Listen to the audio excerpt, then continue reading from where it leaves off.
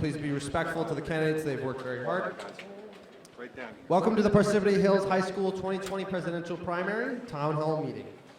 You are going to hear from 6 different candidates running for the seeking the presidential nominee from the Democratic Party and the Republican Party. On stage this afternoon, we have the top 4 candidates running for the Democratic Party and the top 2 running for the Republican Party. You also have a chance to vote in your history class on who you think should be the Democratic and the Republican nominee for this upcoming November's election. I will be asking the candidates each a first question. They will have 2 minutes to respond. They will then have 2 more questions from the audience in order to respond to, and then I will ask a second question in which they will have 1 minute to respond, and after that we will ask the campaign managers to come up and ask more questions. I ask that you please remain respectful to all the candidates. Like I said, they've worked very hard, and we're going to get started. I'm now going to ask each candidate to introduce themselves, starting with Mayor Buttigieg. All right, guys, so my name is I'm the former mayor of South Bend, Indiana. I'm Pete Buttigieg. I'm 38 years old, Navy veteran, and a lot of people haven't heard of me, so I'm going to say my name once and then say it back with me a second time. So Pete Buttigieg. Pete Buttigieg. Pete Buttigieg.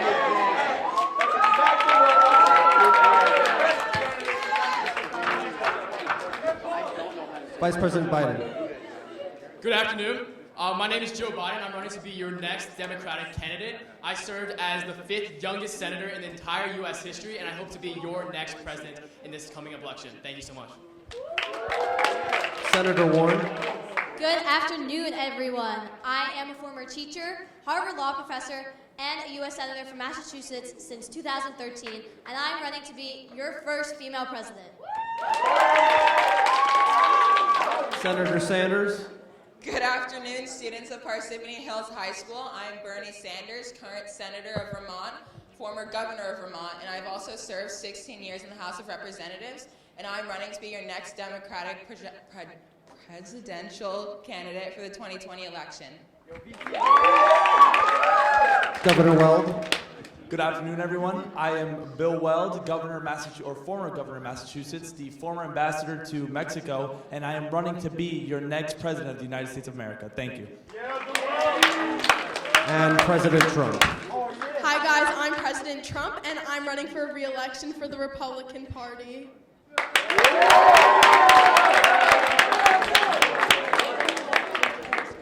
Alrighty, I will now begin with my first question, starting with Mayor Buttigieg.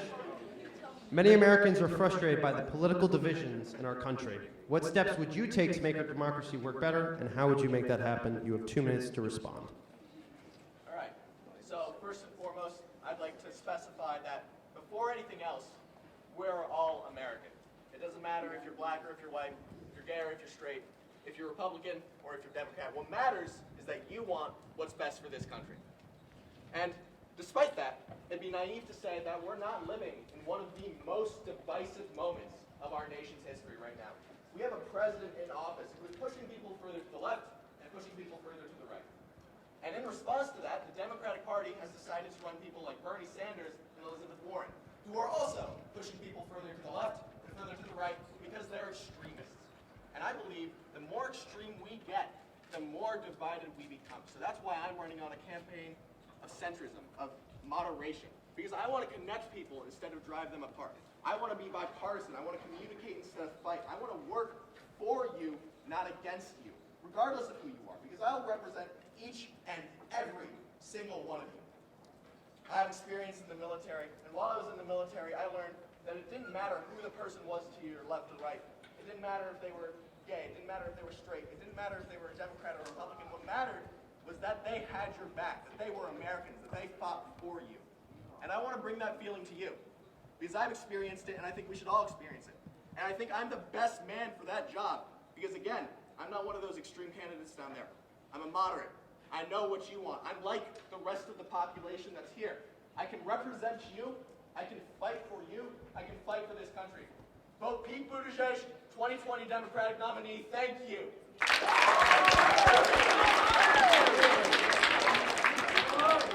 We will now be taking the first question from Tanya. If you are here, please raise your hand. Oh, okay.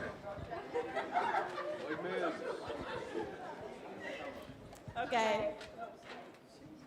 Are you open to expanding the size of the Supreme Court?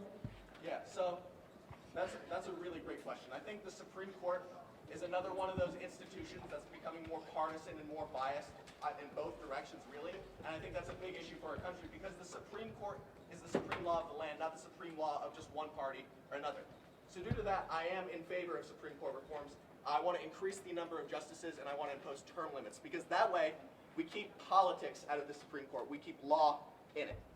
I want to make sure that we aren't unfairly representing one party or one group. I want to make sure we're representing the American people and our wishes, not just the wishes of the Republicans or the Democrats, whoever happens to be president at the time. So, to answer your question, yes, I'm in favor of Supreme Court reform. I think it's needed. I think it's a step in the right direction for this country in terms of cooperation and communication with each other. And due to that, I think if you were to vote me into office, I'd be able to make that change and other changes that would not just help you, but everyone else in the country as well. Thank you. We will now be taking a second question from the audience. If anyone has a question for Mayor Pete Buttigieg, please raise your hand and raise it. Mr. Woodison.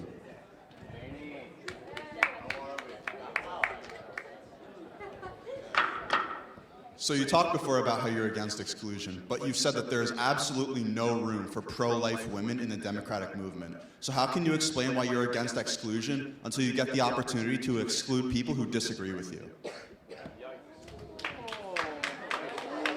That is a great question.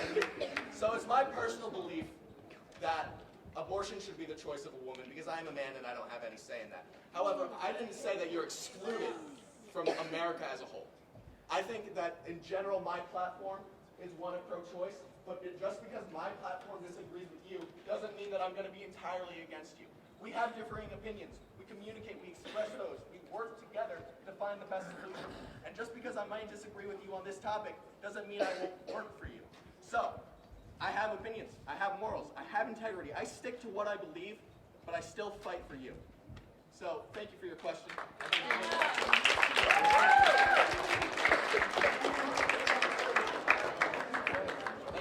We will now be moving on to Vice President Biden to respond to my opening question. Vice President Biden, you have 2 minutes to respond. A lot of industries and increased employment within the community. The fact that I was able to give people places to live. The fact that I was able to improve the infrastructure. And yes, I beautified the town a little bit, but that's not what matters. What matters is that I united it too. I improved it. I improved its economy. I improved the society. I improved the community. And I plan to do the same for the United States as a whole. I plan to do the same for you. Thank you. Alrighty. It looks like our time has just expired. We thank you so much for coming. A reminder, you will be able to vote. Thank you so much. Thank you. I understand your frustration with this current political divide that Trump has helped to insinuate in our nation.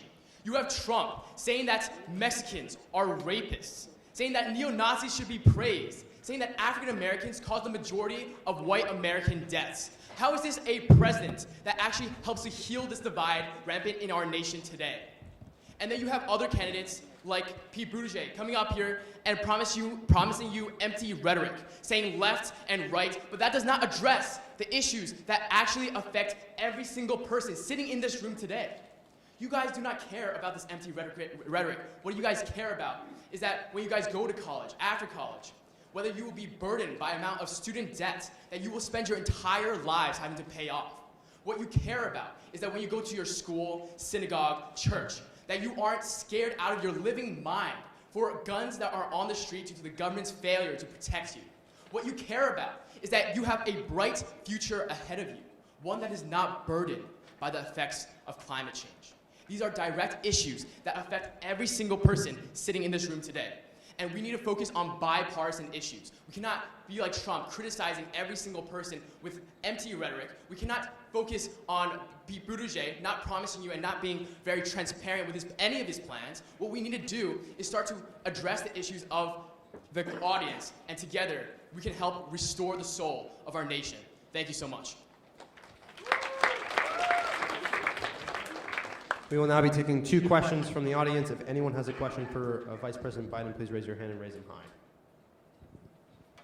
Not a single person has a question for Vice President Biden. Mr. Noor. Who's running the mic?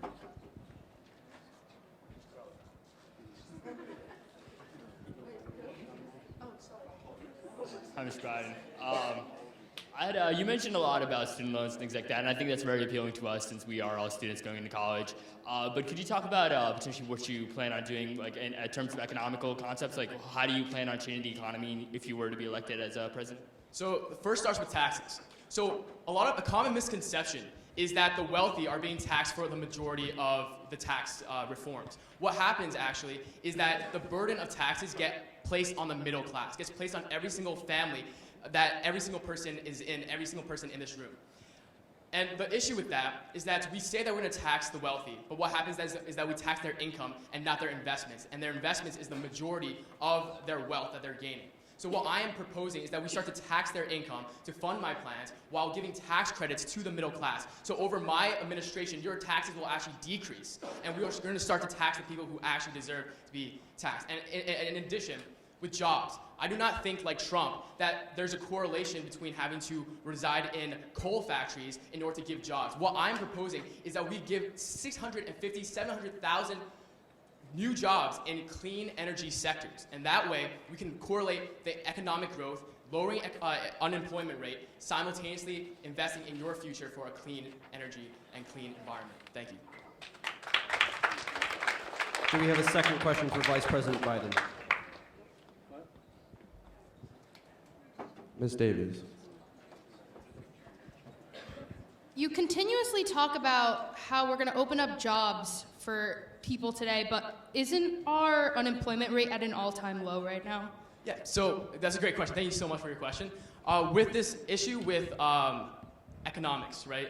We're talking about the economy. We have to ask ourselves, where did this economy start to grow?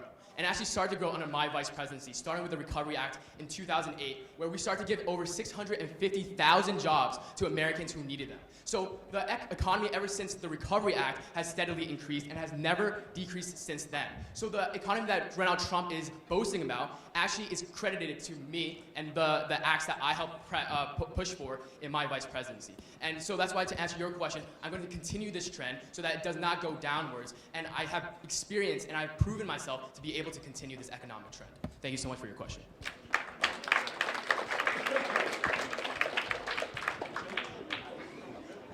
We will now be moving on to Senator Warren. A reminder, the question was about political divisiveness in America.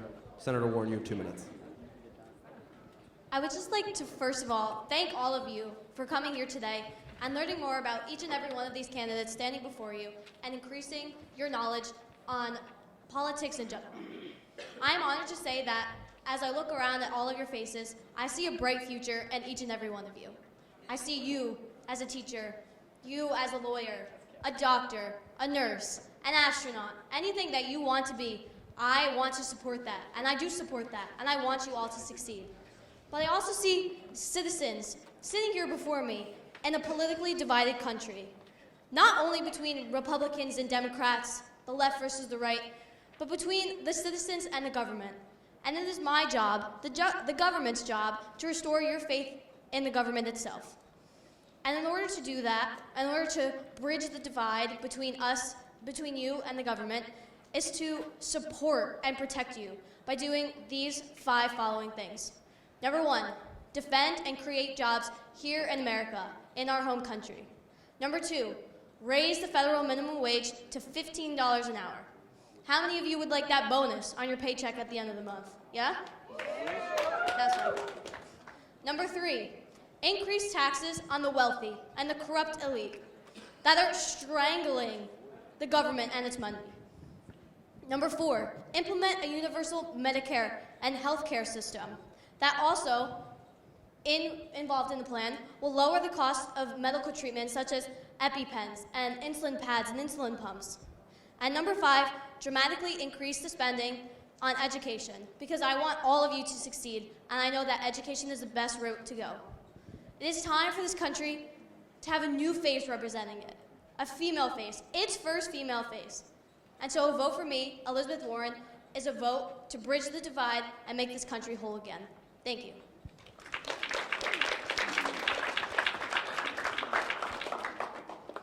Our first question for Senator Warren is from Allison. Are you here? Raise your hand. Oh. How do you plan on encouraging workers to organize for better wages and working conditions? If you could repeat the question, I think the mic's getting passed down to you. I just want everyone to hear it.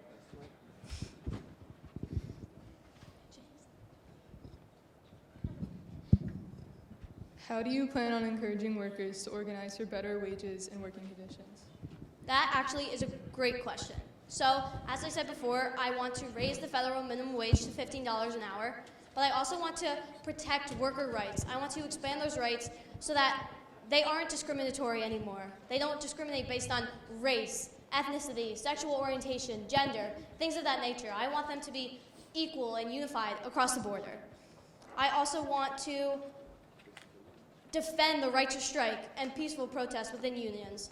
And above all, I want to crack down on the corruption that is occurring between corporations and wealthy individuals. And thank you for your question.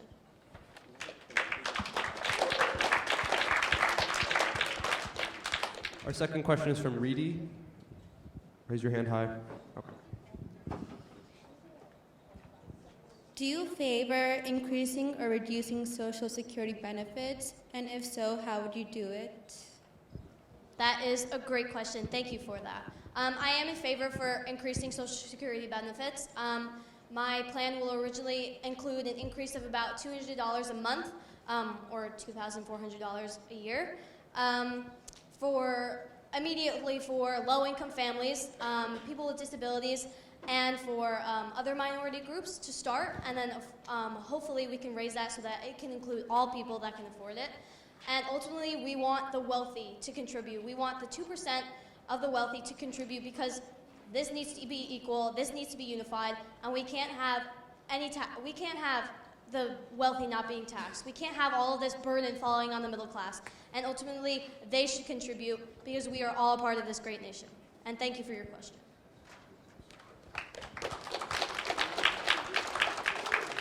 We will now be moving on to Senator Sanders. You have 2 minutes to respond to my opening question. So to start, I would like to thank all of you for coming to this town hall meeting and learning about the candidates and our campaigns, because honestly, at the end of the day, it's your vote that's going to be securing the future of our nation. So thank you. To answer the question, yes, it's true. There are political divisions in America. However, this is one of the main reasons why people aren't going out in November and voting.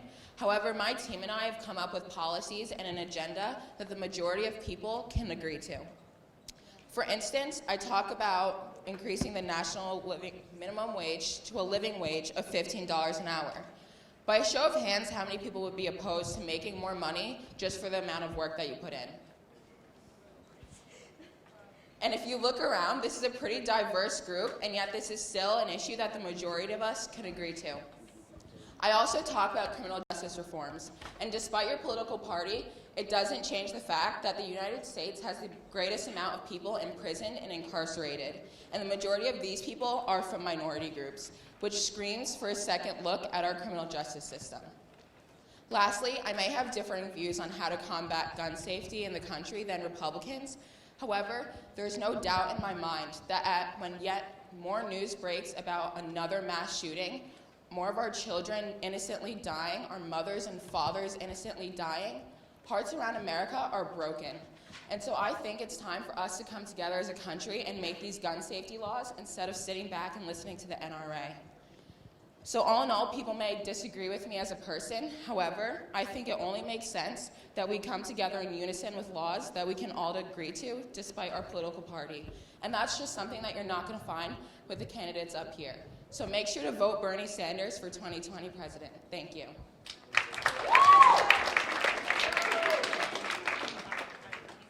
Our first question is from Jamie Yenzer for Senator Sanders. Considering your recent heart attack and that once you have one heart attack, the risk of having another one rises, do you think you're physically fit to handle all the stress and pressure that comes along with being president? Thank you for your question. So it is true, I did recently have a heart attack. However, I was cleared by my doctor, and just me showing that my campaign is also the only campaign that has made more money than Trump's campaign. So that just shows you how resilient I am as a candidate. I'm ready to work for you and put the people of America first. Also, people will talk about my age and how I'm the oldest candidate running. However, age is nothing but a number. That doesn't mean that I won't be able to carry out my policies. I'm also one of the most energetic candidates running in the election, so I honestly don't think that age will be an issue. So thank you for your question.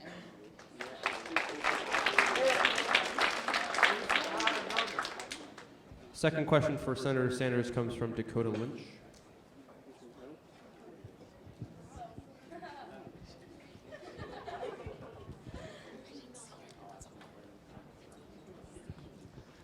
Do you think illegal immigration is a huge issue in the U.S.? If so, how do you plan to fix it? Thank you for your question. So honestly, I don't think we can refer to people as being illegal. Maybe the actions they commit can be illegal, but I think it's very dehumanizing to refer to someone as an illegal, and that's what our president does. He also wants to make a wall to further segregate our nation, and I don't think that's how we're going to handle it. So do I think immigration is a huge issue? Yes, I do, but not in the sense. I think it's a huge issue on how we're dealing with it. I think that we should make a country that's welcoming to all immigrants, because honestly, everyone can help our country become the best it can be. So I propose that we expand DACA and DAPA and the Dreamers Act, and I think that we should make America a welcoming place for everyone. Thank you.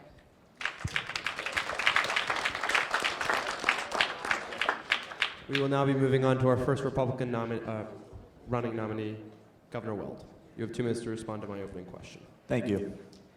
Thank you, everyone, for coming out today. I think it's very important that we as Americans come out and regularly hold town halls like these to hear what the American people want, because at the end of the day, it's your voice and your vote that matters. Now, I want to start off by saying that we are very politically divided right now. Just a common man just can't agree with each other. It's impossible. Democrats can't agree with Republicans, and Republicans can't agree with Democrats. And I think that has to do with the divisive president we have today. And I think it's because he villainizes the common man.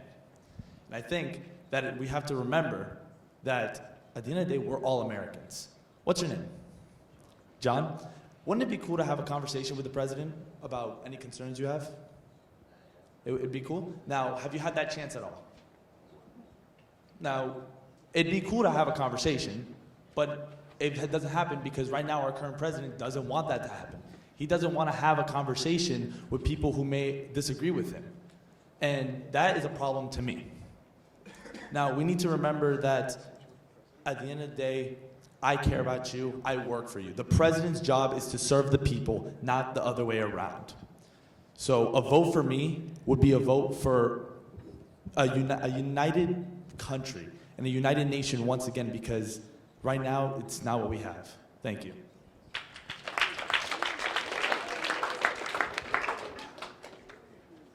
Our first question for Governor Weld comes from Vaitkins. First or last name, I don't know. Here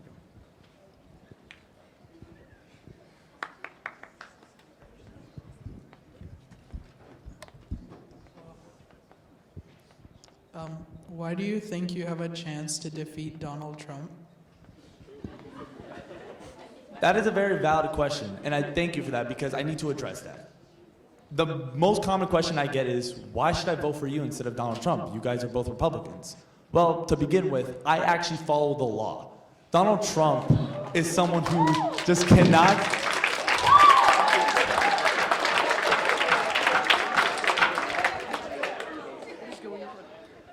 Donald Trump is someone who has repeatedly broken the law and has no care for it. If we just look at the impeachment trials, he clearly obstructed justice and clearly didn't want this impeachment trial to go into a session. And that's an issue because he clearly was committing crimes and he doesn't care about it. Let's talk about also the idea that Donald Trump doesn't know anything of what he talks about. Multiple times he'll talk and he has no clue what he's saying because at the end of the day, he only cares about himself. He treats America like it's a business. Now, I know America's not a business. Do you guys think America's a business? No. It's not a business. It's American lives at stake, and he's playing with those lives. Yes, the economy is doing great, and that's the only thing you'll hear me agree with him on. because the economy is great, but that's because he's a businessman. But when it comes to guns, when it comes to immigration, when it comes to anything, he thinks that it's only him that matters and that his decision is the decision of the entire country, and that clearly is not it. So, yeah, you can vote for him, but if you vote for him, you would be voting for the most divisive president we've had in our nation's history. Thank you.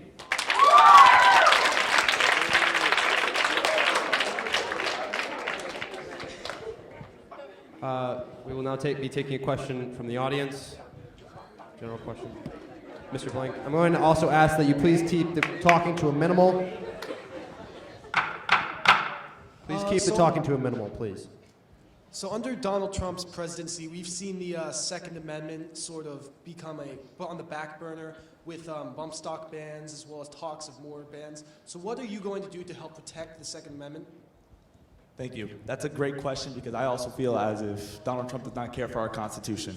I think that the first thing I would do is kind of get rid of the idea of universal background checks, because realistically, background checks aren't the core issue. It's the people who have the guns and the people who don't value the gun. Because back in the 40s, all the way to the 60s, we had things called gun clubs at schools where people would regularly bring in their guns to show off in schools. It was a common thing. The guns didn't change. It was the people's values that changed. And that is the issue. So a background check wouldn't be the biggest thing to solve an issue. It'd be red flag laws that are really what we need right now. I think that Donald Trump has kind of banned stuff that really won't do the thing that he wants. He wants to stop shootings, but if anything, he's actually stopping the people from defending themselves, the good people from defending themselves. The only thing I'm for are red flag laws, and that's because if someone is in danger of hurting themselves or others, then a loved one should be able to see that and help them. And that is what I'm for. Thank you. And last but not least, we will be moving on to President Trump. You have 2 minutes to respond to my opening question. Hi guys, I'm President Donald J. Trump, and I think our democracy already works great. Do you want to know why? Because promises were made and promises were kept. America's economy is the best it has ever been, with the Hispanic as well as African American unemployment rates being the lowest they have ever been. The current unemployment rate in America is only 3.5%. With the increased growth in the United States, we have been able to increase the amount of jobs for the American citizens as well as the take-home pay for average Americans. We have been able to enforce border security and immigration so that every American feels safe within their own community. I have made health bills more transparent so people know how much money they're paying to the hospitals, as well as lowering the price of prescription drugs so people can afford their medicine. I have made sure to ban late-term abortion because whether you're a Democrat, a Republican, or an independent, a life is a life. I've expanded school choice because every parent should have a say in their child's education. When I was inaugurated into office 4 years ago, power was not moved from one party to another, but instead to you, to the American people. To all the parents that dream for their children, and all the children that dream for their future, I say these words to you. I'm with you, I will fight for you, and I will win for you. Keep America great, vote Donald J. Trump.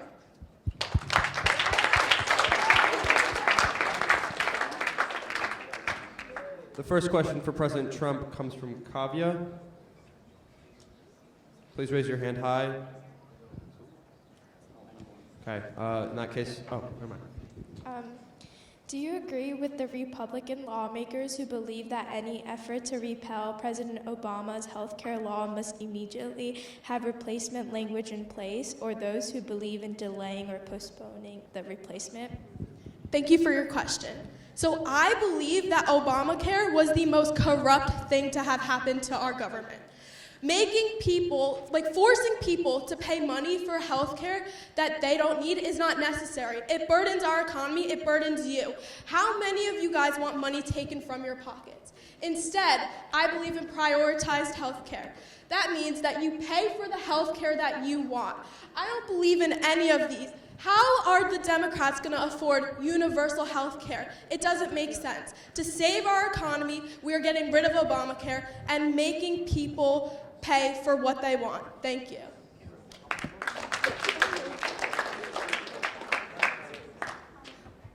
We will then take a second question from Emily Torso. Raise your hand high. I already got it. You once stated one of the key problems today is that politics is such a disgrace. Good people don't go into government. If you truly believe this statement, why would you want to take over such a high position of government, and why would you never run for a lesser position? Thank you for your question. And I believe that I wrote this statement when I wasn't in office. The presidencies have been corrupt until I came in. I am the best this country has ever had. I have increased the economy, lowered the rates of employment. I have created a wall to make sure that citizens in America feel safe. So yes, we were corrupt, but then I came into office. Thank you for your question.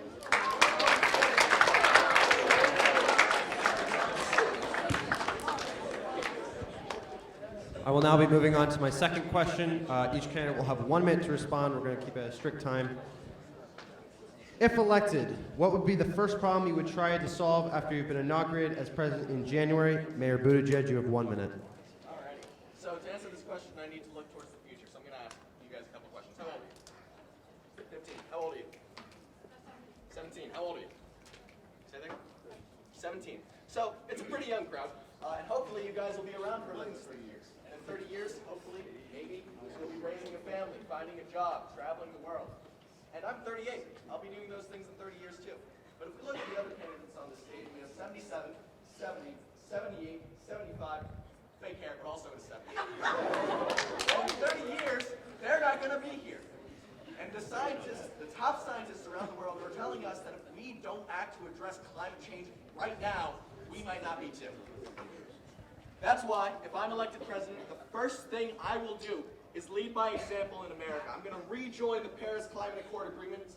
I'm going to show the rest of the world that America doesn't back down from challenges, it rises up to face them. I'm going to impose a Green New Deal, which would invest billions into our green infrastructure. It would take money out of fossil fuels, it would decrease carbon emissions to 0 by 2050, and not only would it save our world and the people on our world, but it would increase the economy. It would provide jobs for Americans like you guys.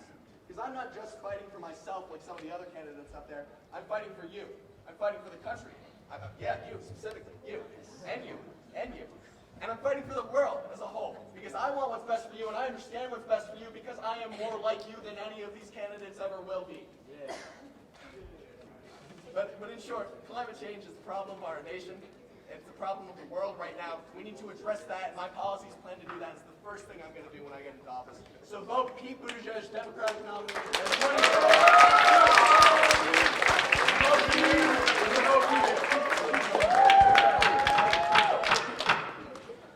Vice President Biden, you have 1 minute. So the first problem I would immediately address is this problem with healthcare. It is a fundamental right that every single person sitting in this room today have access to affordable healthcare. And the reason why we have so many older candidates is because our healthcare has improved. It's because it's more affordable to every single person sitting in this room today. I want you to imagine, under the unfortunate circumstance, which is very sadly very common today, that one of your family members gets a terminal illness like cancer. My own son recently passed away due to brain cancer. So this issue of healthcare is very personal for me. For a government under Trump's administration to outright deny you coverage for a pre-existing health condition you had no control over, how is this a government, a democracy that works for the people? Under my administration, I will work to provide you cheap, affordable healthcare, lower the copay, lower deductibles, lower every single payment that you have for healthcare, so that when you guys get hurt, you guys get an illness, you can rely and trust that the government will be there to help you along the way. So that's why I'm asking for your vote. And together, let's work together to help reform this healthcare system. Thank you so much. Senator Warren, you have 1 minute. After being inaugurated as your first female president in January, the first problem that I would tackle head on and with all of my forces would be the corruption that has occurred under the Trump administration. Corruption, in plain English, is knowingly conducting some dishonest act that benefits solely one person or one group. Under the Trump administration, he claims to want to, quote, keep America great, and that Obamacare is the greatest source of corruption. But honestly, he and his administration are the greatest source of corruption that is occurring under this government, and that has made this country so politically divided. Under his administration, he has granted huge tax breaks to the wealthy and to large corporations that can afford to pay taxes, while you, the middle class, are buried under them. He has failed to release his tax returns, leaving a muddled image of the corporations that he has encountered. And he has also granted tax breaks to families that can afford private schooling, while you, who here wants to go to college? And how many of you are going to have to pay debt because of student loans? Yep. He has granted these tax breaks while you, the middle class, are suffering under the weight of student loan debts. And that is just inhumane and unacceptable. What I'm proposing is increased transparency in the government so that you know what is going on at all times. I'm also proposing to investigate the corruption that has occurred under his administration by developing a Justice Department task force. And above all, I want to crack down on the corruption that is occurring within the wealthy who find loopholes within our system. And I want to close those loopholes and increase transparency, and a vote for me is a vote to do just that. Thank you. Senator Sanders, you have 1 minute. So by a show of hands, how many of you guys are going to college once you graduate high school? Undecided. How many of you will be paying for your own tuition? Just this short survey here shows how important free and affordable college would be to the masses of America. Therefore, I can promise, as soon as I'm elected as president, I will relieve future students of student debt by creating free and affordable college. So, America is the land of the free, and students like yourself cannot be free when you have hundreds of thousands of dollars of debt tied to your name. Students like yourself cannot be free when you're deterred from going to college and pursuing your dreams just because you can't afford it. With a national average of colleges costing $47,000 a year, we're wasting talent and prodigies all around the nation, and I think it's time that we give everyone an equal opportunity at a more successful life. The tax breaks that Trump is handing out to large corporations equate to over $2 trillion, in which 83% of this money goes to the top 1%.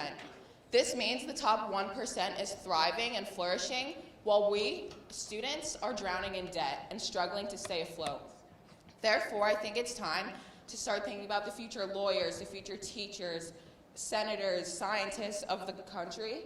Instead of punishing them, we need to encourage higher education.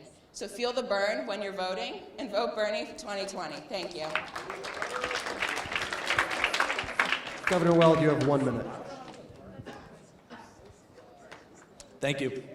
The first thing I would do when I step into the Oval Office would be to give power back to the American people as it should. Now, by show of hands, let me go back up a little bit. By show of hands, who here likes being told what to do? About 2-3 people. Now, who here likes to make their own individual decisions? Looks like a majority.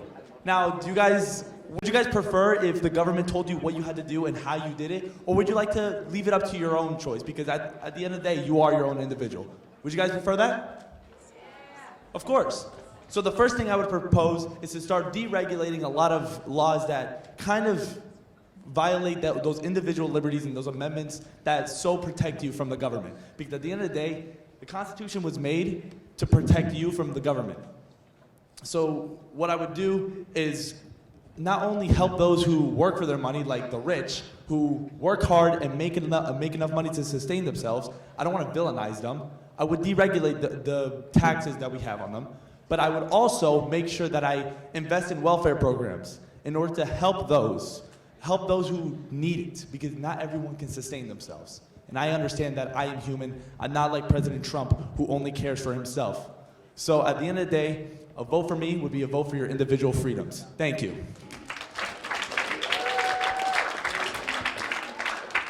And last but not least, President Trump. Unlike these other candidates up here, I would be reelected into my second term. I would focus on an issue that is very big right now, and that is our issue with immigration, specifically illegal immigration. Since I have become president, we have started building the wall.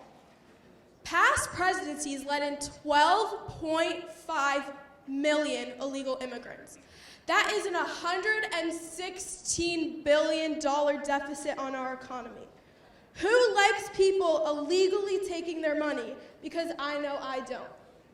Since this wall has been built, we have stopped over 2,000 pounds of narcotics from entering into our country.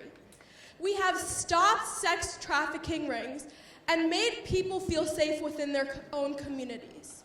In Texas alone, there are 1.25 million illegal immigrants. 600,000 of them were charged with felonies last year. I want to keep America safe, to keep building that wall and to finish it. Make America safe again. Vote Donald J. Trump. I will now be asking the candidates to invite their campaign managers up. We're going to quickly run through their names, and then we're going to get to your questions. Starting with Mayor Buttigieg. Go ahead. This is my campaign manager, Anton Lazaroff. How are we doing today? He's great. Good morning, good afternoon. This is my campaign manager, the enchantingly spectacular Hyung-Jung Kim. Hello, everyone. This is my supercalifragilisticexpialidocious, if that's an adjective, I'm using it as one, campaign manager Colin Smith.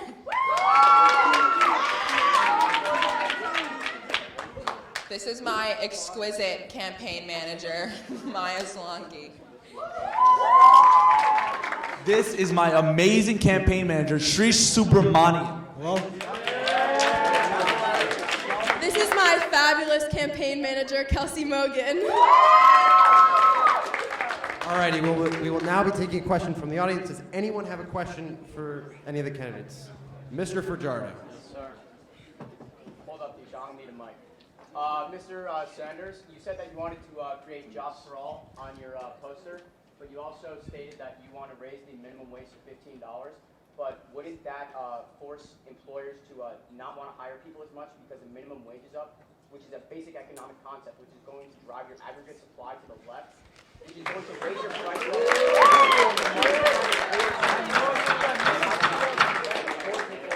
from not being able to purchase anything. You're making them more poor, essentially. And how are you going to get them to get jobs if no one is incentivized to actually hire them with the increased All right, Mr. Fajardo. Okay. Would you like to sum? What's your main question in that? How are you going to create jobs by increasing minimum wage? You said jobs for all on your poster over there. Okay, thank you. So right now, Trump loves to talk about how great the economy is, but it's really only great for his billionaire friends. Basically, with the minimum wage, Trump talks about all the jobs that he's created, but how has he created them? So also, he may have created jobs, but how does that make any sense, or why does that matter when people are still making $7 to $8 an hour? That's basically a starvation wage. And to answer your question, how I'm going to create jobs, I'm going to create jobs by making temporary projects that will employ people, and then they're going to get more opportunities from this. Also, like I said in my answer to my second question, we're gonna make public colleges free, so people will have more of an opportunity because they are more qualified for the jobs. Thank you. We will now be taking a second question. Okay. All right, so I have a question for Trump. Can you please stand up and state your name? Sorry. Okay. I have a question for Trump. So you said you're against late-term abortion, but late-term abortion only happens when the mother's life is in danger or the child is already dead. So if the child is already dead and it would kill the mother to have that baby, how can you say you're pro-life when you're basically forcing this woman to die? Mr. Trump? Thank you for your question. Again, our campaign is pro-life, and we want to support all these babies and all these lives that could be at stake if abortion were to happen. I understand your concerns, but again, we have to think about all the babies that could be dying and all these lives. You are given this life, and we can't just take it away. These are American citizens that have potential, that have a future that we could be losing. So we need to look at those lives, and we need to protect our babies at all costs. And we have many women who support Trump. That's why we have a Women for Trump movement. Women who are anti-abortion and pro-life and support our cause. Trump personally is a good Christian man and has these morals and beliefs, and this is why we support this stance. Thank you for your question. We will be taking another question. All right, so this is for President Trump. In regards of minority groups like Hispanics, African Americans, women, the LGBT community, and more, I feel it's as your presidency has not only created, but also promoted a vast division in our country, making these groups like they're living in the divided states of America. You advertise the phrase, make America great again, but my question to you is, what are you planning to do to make America united again? Okay, so I actually disagree with that statement. I think I have done the most for minorities. The Hispanic as well as African American unemployment rates are at an all-time low. That also includes women and people who have disabilities. We have done the most for minority groups among America and increased our economy by having them be employed. The employment rates are at an all-time low. Our economy would not be where it is today without minorities. Thank you for your question.